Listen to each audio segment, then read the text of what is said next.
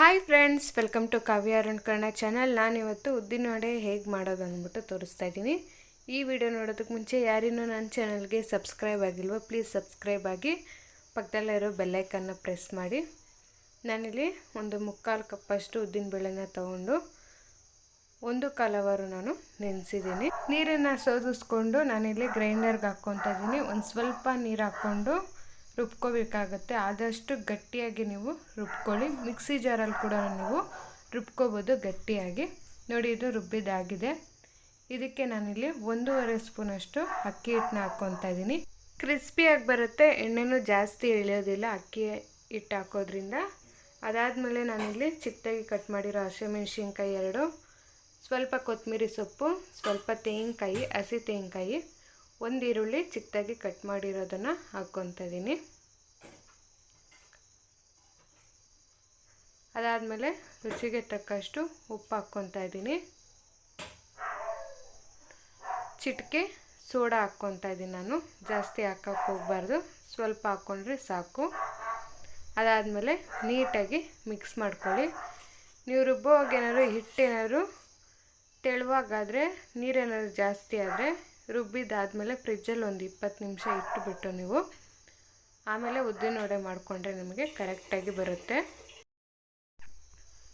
Mix ಮಾಡಿದ್ದಾದಮೇಲೆ ಒಂದು ಬಟ್ಲಲ್ಲಿ ನಾನು ನೀರನ್ನ ಇಟ್ಕೊಂಡಿದ್ದೀನಿ. ಕೈಗೆ ನೀರು ಹತ್ಕೊಂಡು ನಾವು ಹಿಟ್ಟನ್ನು ತಗೊಂಡು ನೋಡಿ ಈ ರೀತಿ ಮಾಡಿ ಸೆಂಟ್ರಲ್ಲಿ ಹೋಲ್ ಮಾಡ್ಕೋಬೇಕು. ಆಮೇಲೆ ಎಣ್ಣೆ ಒಳಗಡೆ ಬಿಡಬೇಕಾಗತ್ತೆ. ನಾನಿಲ್ಲಿ ತೋರಿಸ್ತೀನಿ. ಎಣ್ಣೆ ಕಾದಿದೆ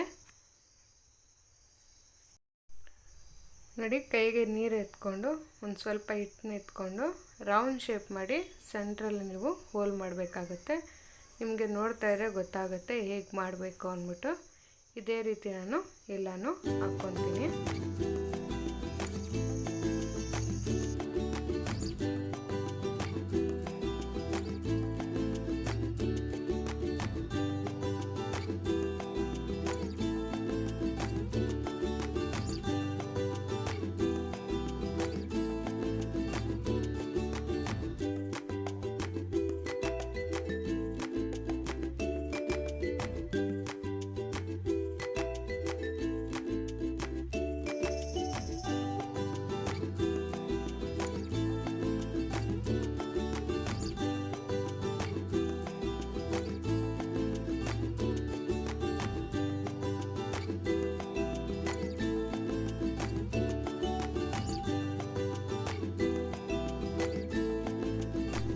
ಹಾಕಿದಾದ್ಮೇಲೆ ಎರಡೂ ಸೈಡು ನಾವು ನೀಟಾಗಿ ತಿರುಗಿಸ್ತಾ ಬೇಯಿಸ್ಕೋಬೇಕಾಗುತ್ತೆ. ಲೈಟ್ ಗೋಲ್ಡನ್ ಕಲರ್ ಬರೋವರೆಗೂ ನಾವು ಬೇಯಿಸ್ಕೋಬೇಕು.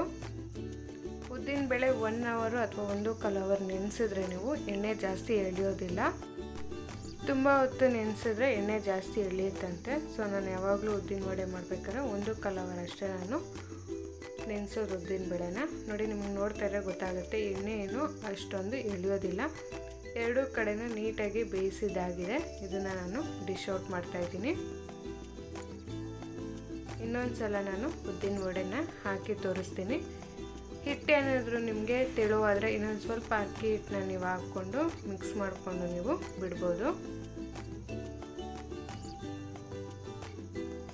ಇಷ್ಟಾದ್ರೂ ಸಾಕು. ಇನ್ನೊಂದು ಸ್ವಲ್ಪ ತೆಳುವಾಗಿದ್ರು ನೀವು ಉದ್ದಿನ ವಡೆನ ನೀವು ಹಾಕ್ಬೋದು.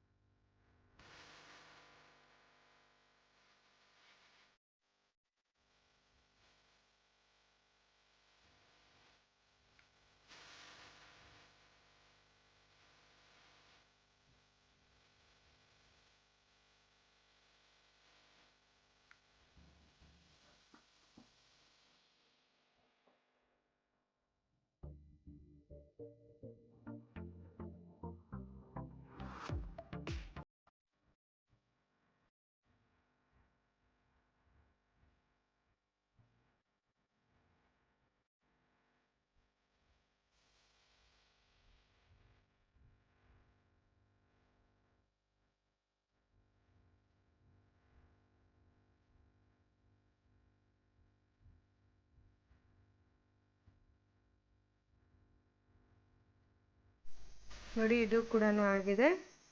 ಇದನ್ನು ನಾನು ಡಿಶ್ ಔಟ್ ಮಾಡ್ತಾಯಿದ್ದೀನಿ.